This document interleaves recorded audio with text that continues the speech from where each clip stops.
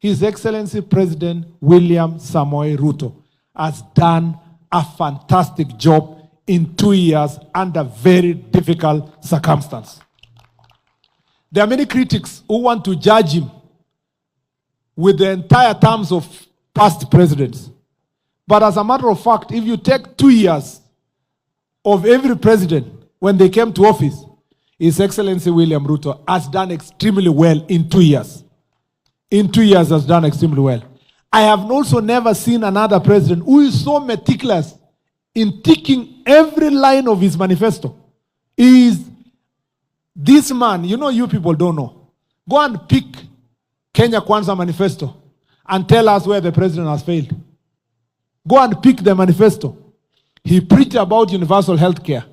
He pushed it even with the greatest opposition, especially for those who are benefiting from NHIF, especially religious clinics that were getting money from NHIF and they were not accounting as they were supposed to be. He stood firm. In the housing project, which we preached for many years, he stood firm. In terms of lowering the cost of living, the cost of unga coming down, he has fulfilled his promise. In terms of dealing with CBC, it was the first thing, he fulfilled his promise. In terms of dealing with the issues of education, especially funding for our universities, he took the bold step, he's fulfilling his promise. I want those critics who are criticizing us on the delivery of his manifesto to go to the manifesto itself and criticize us using the manifesto. And we are willing to answer questions based on the manifesto itself. Our country is back to a path of growth, and the trajectory we are taking is going to make this country great. The only mistake perhaps you can accuse the president for is for extending a hand of brotherhood and friendship to the opposition side and telling them we can still have opposition but have a national interest for working together as a team and as a family. If he is guilty, he is only guilty for that. For holding the hand of former Prime Minister, for calling many people who criticized and fought him and accommodating them in government, he is guilty as charged. But in terms of his manifesto diligence, he has been very diligent. And I believe that hand of friendship is not going to end with the former Prime Minister. The president is going to reach out to everybody across the country. Even our former Vice President, Kalonzo, is welcome to work with the president. You saw how the former president, the fourth, Uhuru Kenyatta, came to a function with the president and spoke very well against the tribalism and unity of the country. The same message we are talking about here about tribalism. You know, yesterday when I talked in Kericho and I said, let us not cloud the successes of our president with people whose mindset is about tribalism. I was very clear in my mind. The challenge we have faced in the last 2 years are people who go around the country counting shares and telling other Kenyans, you are not shareholders. It is people who are wearing tribal lenses when they are trying to judge the success of this government. And we are very firm about that because we know them. They are not strangers. We know them. We know where they come from. And we know them because of their fruits. We are saying as a government, we are ready for criticism. But pick our manifesto, pick the things we promised, criticize us on those things, help us also on those things, and let's work together to make sure that this country becomes a better country. And this is really what is going to take this country forward. I have no doubt, even if I remain the only prophet in town, I have no doubt that this country is going to be great than ever before because of the visionary leadership of President William Samoei Ruto. Asante sana. I'm also lucky to be invited by the head of public service, our guest of honor, Onesimus KIPCHUMBA MURKOMEN. Wageni wengine wote allow me to ride on established protocols kwa sababu ya time. Mimi nimefurahi sana. Pole hatukuwa pamoja tukianza kwa sababu nilikuwa mkutano ya COG Nairobi, but my able deputy was here and I did not pick her by mistake, by accident. It was not an accident. Na mnajua kwamba kaunti hii Every time nimesimama kuwa governor, my deputy ametoka Mount Elgon. Deliberately. Kwa sababu devolution ilikuja kusaidia jamii kama hawa. They must be on the decision making table. That's why she was there. Nimesikia wakitaja kwamba amefanya kazi mzuri, hawajanitaja sana. Just like, you know, when a lady anazaa mtoto, people always congratulate the lady, they forget whoever was behind the... Sasa mimi nilikuwa behind. Na nashukuru sana. Huyu Onesmus Kipchumba Murkomen, we have a history. Wale mnajua, when I went to be the speaker, the person who proposed me to be the speaker was Kipchumba Murkomen. Seconded by Mbito, who was the senator Trans Nzoia. Wakati niliambia clerk kwamba Murkomen ndio my proposer, akaniambia wewe ndio speaker, hiyo maneno imekwisha. Yaani ilikuwa imetengenezwa. Although huko mbele pia mambo ilikuja ikaribika kidogo, shetani ni muongo. Mkajua sasa mimi ndio tena nilitumiwa kutoa Kipchumba Murkomen. Ikaniletea shida sana.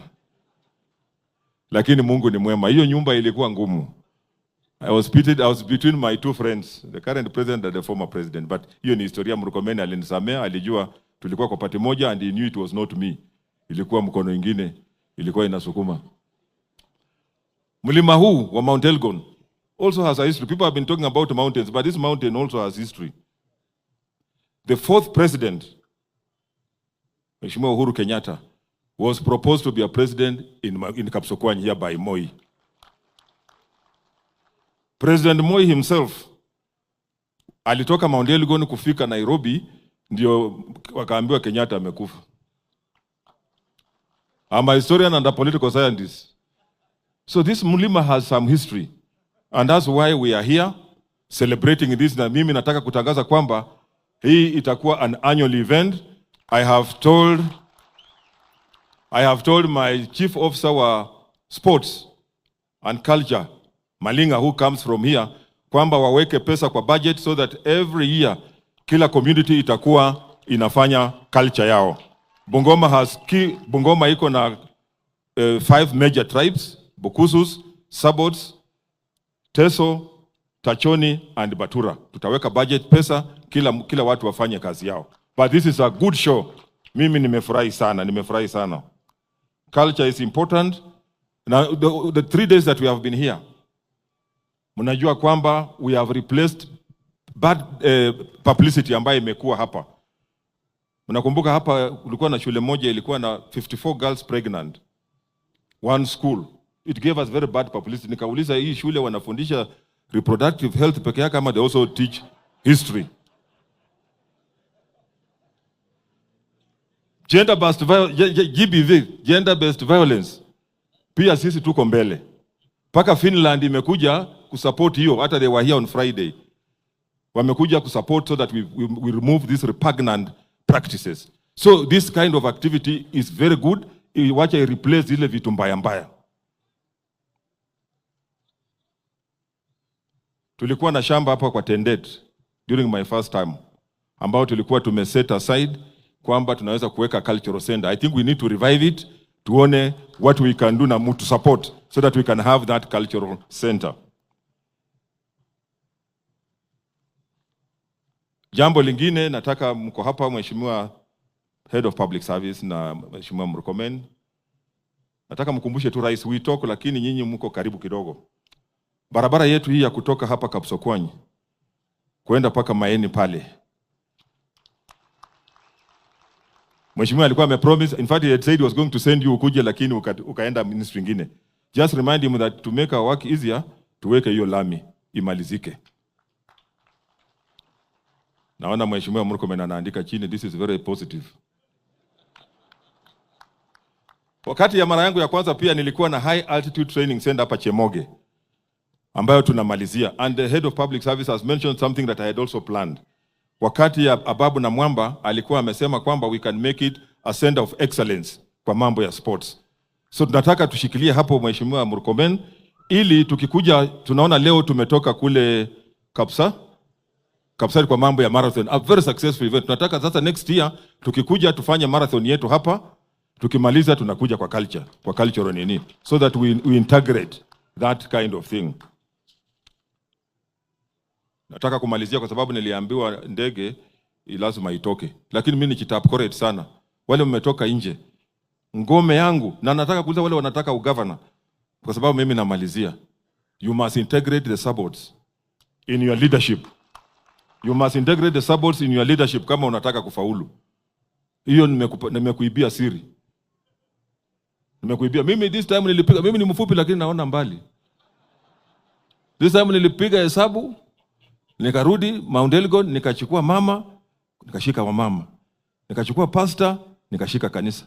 Nikachukua hako kwa UDA, nikashika chama.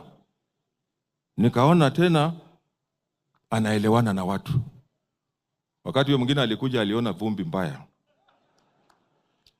Mimi nitatoa shilingi, saa hizi nimekuja na shilingi 1500 to support this activity. Iko hapa, siku ile nilitoa pesa, wakasema irudishwe, lakini nikasema hatutarudisha. 500,000. Mariam kuja. Sisi ni kusema na kutenda. Kama hutaki unanirudishia mimi mwenyewe.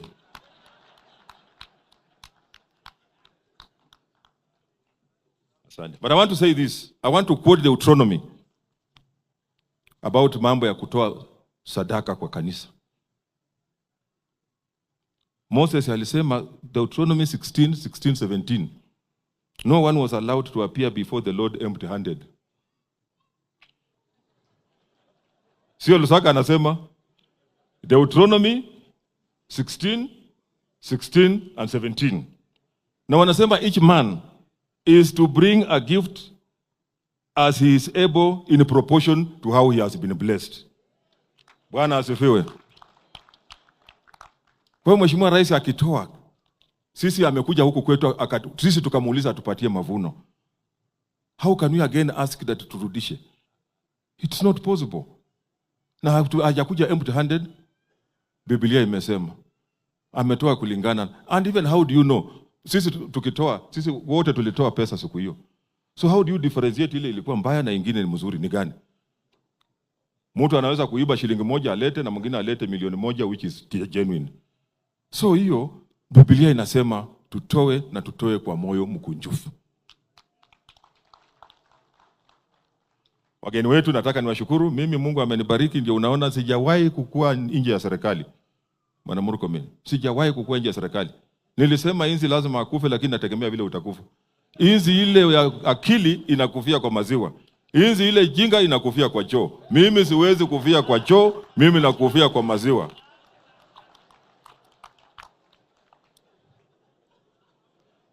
Hata Mungu akinipa uhai, tutajipanga tu hapa mbele. Hiyo ingine nikiwa hai, nitakuwa tu hapo. Ndio unaona sitoki kwa mahali MURKOMEN yuko, sitoki mahali Faruku yuko, sitoki mimi najua. You must know vile unajipanga, vile unakaa. Sitoki mahali Hopes yuko, because that is the government. Huku nje iko baridi. Iko baridi mingi, hata wale nobody goes to an election to go to opposition. You find yourself there by accident. Lakini nataka nishukuru watu ya Mount Elgon, thank you, mmekuwa wakarimu. You have been very good people to me, na mimi sitawasahau. I will do all that I can to make sure that you also enjoy the fruits of this county kama watu wa county hii ya Bungoma, because it's by God's design that you are here. You are not here by accident, and it's not tokenism. We are giving you what truly belongs to you. With those very many remarks, let me now take this opportunity to invite our chief guest, Onesimus KIPCHUMBA MURKOMEN, akuje atufungie. Asante sana. Please be seated. Thank you very much. Mheshimiwa Felix Koskei, who is the head of public service, Mheshimiwa Gavana na rafiki yangu Ken Lusaka, waheshimiwa PSs wenye wako hapa wote, ikiwemo PS Umi Bashir ambaye ndiye anasimamia mambo ya culture, waheshimiwa wabunge wakiongozwa na Mheshimiwa Fred Kapondi na timu yake wenye wako hapa, viongozi wa kanisa, nimeona bishop wangu wako hapa. Asante sana bishop na mabishops wengine na viongozi wa kanisa. Viongozi pia wa culture ambao ni wazee wetu wako hapa, wazee, vijana na wamama wenye wamekuwa katika kikao hii. Chamge boisho atwala boisho achomune ombune. You know, now when I am in such a situation, head of public service, I get confused, because if I was here alone and there were no, hakuna mtu ya Marakwet, hakuna Sengwera hapa, hakuna Pokot, so I could choose one language. When I'm like this, najiuliza niongee Kisabaot ama niongee Pokot ama niongee Marakwet, lakini nimefurahi sana kwa hapa. Amika. In fact, most of the leaders Chimiyu chitagumwaegule kigebache koroni. Kwane tomnyane koroni. Yeah. I have very close family members na Mheshimiwa Kapondi anajua wako hapa. So nyinyi wote wenye mmekuja karibuni nyumbani. Karibuni nyumbani. Unlike Sudi, at least I have land. Because if I have family here, I still have land here. Na mimi nataka kwanza kabisa kushukuru na kupongeza Miriam kwa kazi ambayo alifanya. Huyu Miriam, congratulations. You know, sometimes people try to make children of people who are known to be an appendage of the parents. But I am very proud for the testimony which was given here. Ile ushuhuda imeletwa hapa, you are a lady of your own. Of course, being supported by your parents, the friends you met on the way, the friends they met for you on the way, but to have a brain of your own and to think about this. This is the brain of somebody who has allowed their mind to function. And these are very young people. These are Gen Z. Hawa ni ma Gen Z. Lakini amefikiria kama wazee, because amefikiria mambo ya culture na amefikiria akipanga mambo ya identity. And on behalf of all the Gen Zs who are thinking about the future of this country, I want us to pigia makofi Miriam for the work she has done. Pia nashukuru sana wazazi wake. Nashukuru Mheshimiwa Felix Kosgei na mama na familia kwa kumpatia support. I know the complicated situation Hopes alikuwa anajiuliza, sasa nikifanya hii maneno nitaambiwa umetumia ofisi yangu kusaidia msichana kufanya nini? So aliwacha yeye angangane. Wale walikuwa nje huko, ikiwemo sisi tukiwa kwa wizara huko, tukashikana na yeye tukaendelea na hii function. So babake alijua tu baadaye akaambiwa, ask, unakaribishwa sana kukuja kwa hii mkutano. But that lady, and I want us to celebrate such people who by their own heart, they want to give back to the society. And there are so many others who are going to be inspired by what you have thought. And you are not the first one I've met. I've met a few Gen Zs doing different things. Some doing with girls, some doing motivation in schools for education, some doing anti-FGM campaign. And you are one among them who have a vision for our country. And therefore, we've come here to celebrate you and to celebrate the work you have done. I want to thank Reverend Mairori, who is our pastor in Nairobi, for the work they have been doing with the family. Thank you very much for this VUCA program. It's extremely important for us to make sure that we have an opportunity to give our girls a chance to succeed in their careers. I want to thank the county government, even if the governor is taking a small break, but really, I want to thank the county government of Bungoma for holding hands together and making sure that this program succeeds. I want to thank the professionals, wakiongozwa na Hari Mutai and the other professionals for holding hands together with the elected leaders led by Honorable Fred Kapondi, Jennifer, our DG, who come from this community, for really doing this and making us come here.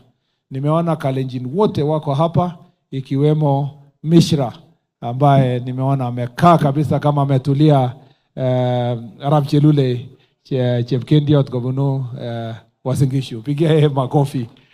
So it means a lot for us. Na ningependa kusema hapa kwa minajili ya Wakenya wote. this kind of a event, and I want to challenge you, Miriam, and the team, because now we have agreed it is annual. It doesn't have to be Kalenjins coming here alone.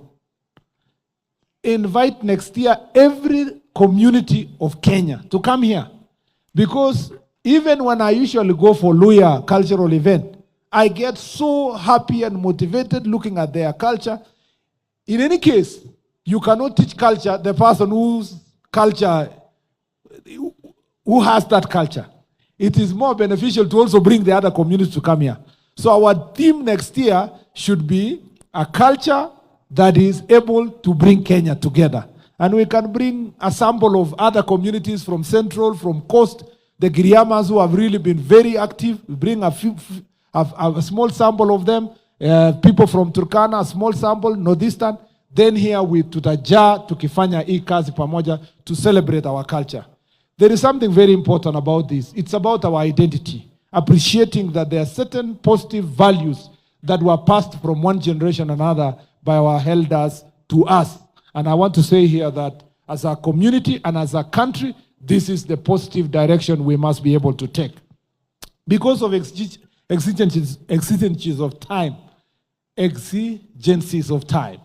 I want to say, first of all, we are very proud as the Ministry of Sports, let me say the Sports Department, and to have partnered with the Culture Department to support this event. And next year, I am happy that the governor said he's going to put something. We are going also to put something to make it better. Just make a better proposal. Just make sure you make a good proposal that will capture all these other issues. And I suggest that a combination of the Culture Department and the Sports Department, so that we combine it with sporting activities. Then we make it bigger, like the people have said. We don't have to do, because sports, we are making sure that we take sports to mashinani, the sporting component can make it even more interesting. So that when we come to a closing day like this, we start with a match and come to the whole year to finish and so forth. To make it even sweeter, we can take teams that have won in counties, in the different counties, to come and play with the local teams here. Then we get the finals. After the 3 days, we get to know which is the final team that is going to be there. So we are ready to do so. Just, fashion it around that direction to make it successful. And as has been said by the MP, tulikuwa tumepanga mambo mingi na mbunge wa hapa. And I am really, and I told Kapondi, I am really very concerned about infrastructure in this constituency.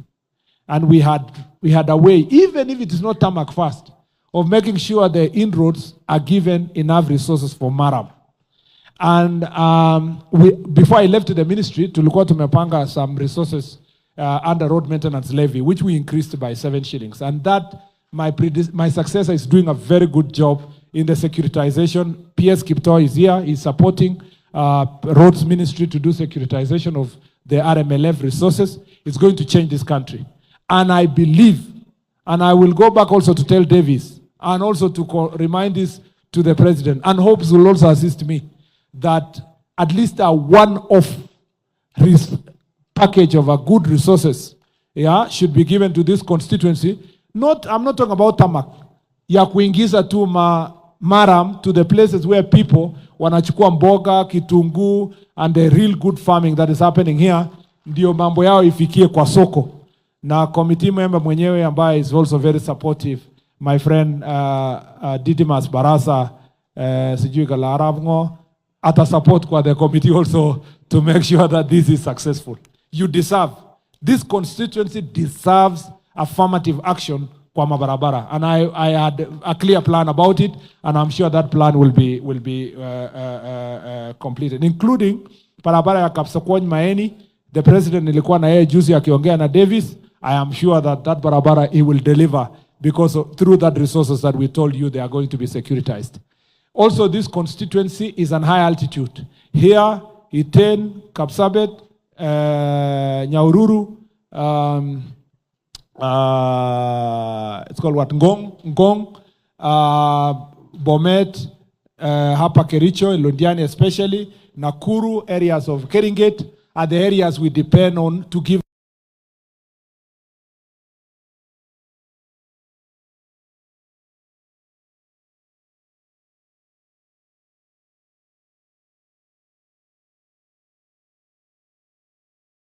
Uganda. So the biggest athletes in the world, both in Uganda and Kenya, are beneficiaries of this ecosystem of this place. So because of that, I think I have told the governor, let them farm up their proposal properly for the high altitudes. What the county government can give, they can give land, and for us, we will support to make sure that the high altitude center. Governor niko tayari, welete shamba, let's support these athletes who are here. I know the Maasais had come to train in Iten and now they live in Iten, but we can do a lot more here because this is a high altitude area that we must be able to support. We are also in the ministry and has not been given its own Space Academy. There were others that we advertised that were already in place. This place and also Entebbe's, because it's the same ecosystem, should be supported for purpose of our athletes also in getting the next lot of the sports academies so that this place can be successful.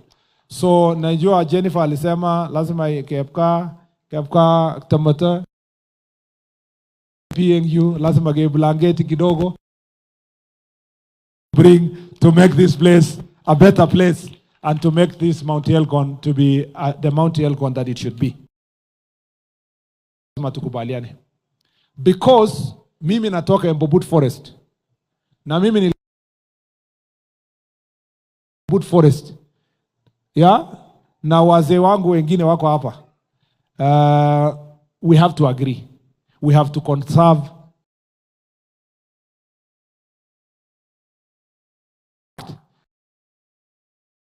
community conservation of environment. I want to request you, Mheshimiwa, even forget about planting the trees, protecting the trees that are there.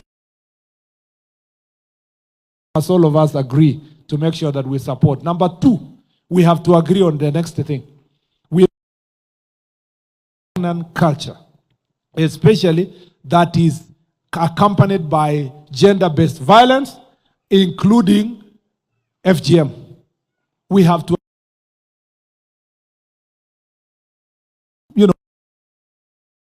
not just Kapoko tuko mpaka mara mashikana pamoja tuweze tukaangamiza mambo ya bad culture. Otherwise, I've come here to celebrate. I don't have much to say. I just want to say that I am willing to come back again and activities here in even when we are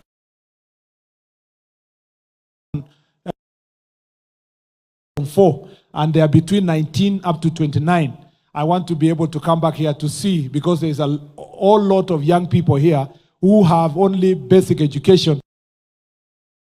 It's better we will come here to shikane pamoja to saidiane when, because the government is advertising next week in the ministry. We are going to advertise a grant of 50,000 for everyone and who has an education below Form 4, for them to start business for themselves. And if you see the advertisement now next week, please don't sleep. Make sure that you apply so that we can support you to be able to do business.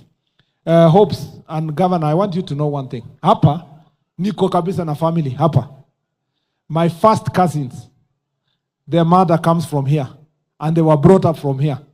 Na sio hiyo peke yake, walikaa hapa lakini wanakaa upande wa Uganda. Lazima, and it continues up to the other side of KIPCHUMBA. Mimi nimekuja huko 70 for 3 days.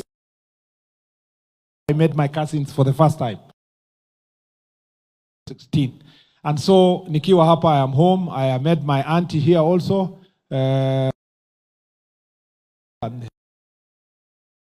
Nyumbani, tukiwa hapa tuko nyumbani. Taka nikuje sasa siku yenye nitakuja kukaa for a longer period of time. But tushikane pamoja to make sure the development of this place succeeds. The governor of this place is my friend, Lusaka. Not with ruling. There was a ruling that is still pending.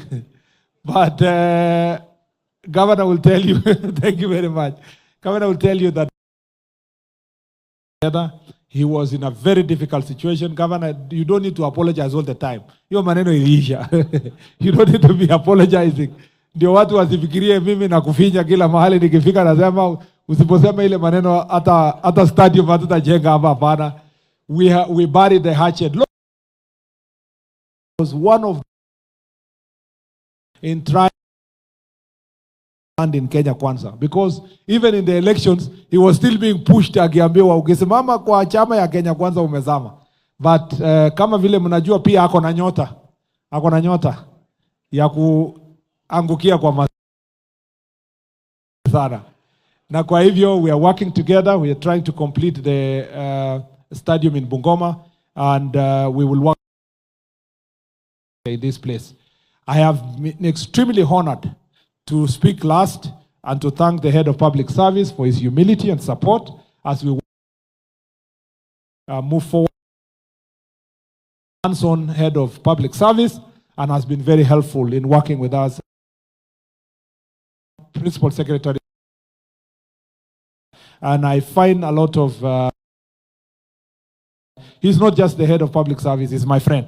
And because of that friendship, and I want to say here, and I will repeat, His Samoei Ruto has done 2 years under very difficult circumstances.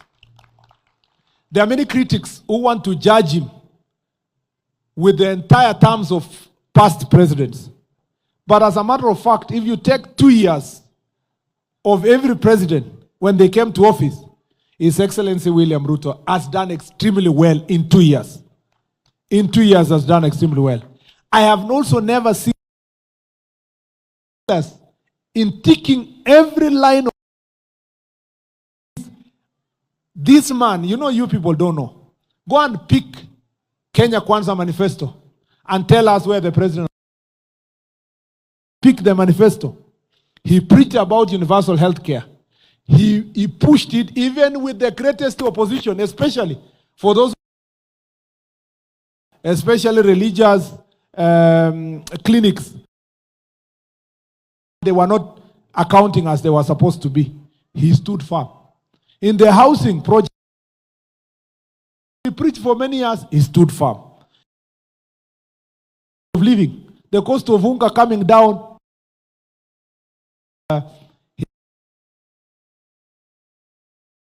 See, it was the first thing he fulfilled his promise. With the issues of education, especially funding for our universities, he took the bold step. He's fulfilling his promise. I want those critics who are criticizing us of his manifesto to go to the manifesto itself and criticize on the manifesto. Is back to a path of growth, and the trajectory we are taking is going to make this country great. The only mistake perhaps is for extending a hand of brotherhood and friendship to the opposition side and telling them we can still have opposition for working together as a team and as a family. If he is guilty, he is only guilty for that. For holding the hand of former Prime Minister, for calling many people who criticized and fought him and accommodating them in government, he is guilty as charged. But in terms of his manifesto diligence, he has been very diligent. That hand of friendship is not going to end with. The president is going to reach out to everybody across the country. Even our former Vice President Kalonzo is welcome to work with the president. Our president, the fourth, Uhuru Kenyatta, came to a function with the president and spoke very well against the tribalism and unity of the country. The same message we are talking about here about tribalism. You know, yesterday when I talked health in Kericho and I said, let us not cloud the successes of our president. Is about my mind. The challenge we have faced in the last 2 years are people who go around the country counting shares and telling other Kenyans you are not shares. are wearing tribal lenses when they are trying to judge the success of this government. And we are very firm about that because we know them. They are not strangers. We know them. We know where they come from. And we know them because of their fruits. We are saying as a government, we are ready for criticism. But pick our manifesto, pick the things we promised, criticize us on those things, help us also on those things, and let's work together to make sure that this country becomes what is going to take this country forward. I have no doubt, even if I remain the only prophet in town, I have no doubt that this country is an ever the leadership of President William Samoei Ruto. And it's not a leadership that is able to mobilize parliament, mobilize everybody, the legislature, to make sure that we work together. I know that we have spoken for too long. Baraka za Mwenyezi Mungu na tushikane namna hii, tutabadilisha nchi yetu iwende ikasonga mbele. Asanteni sana na Mungu awabariki.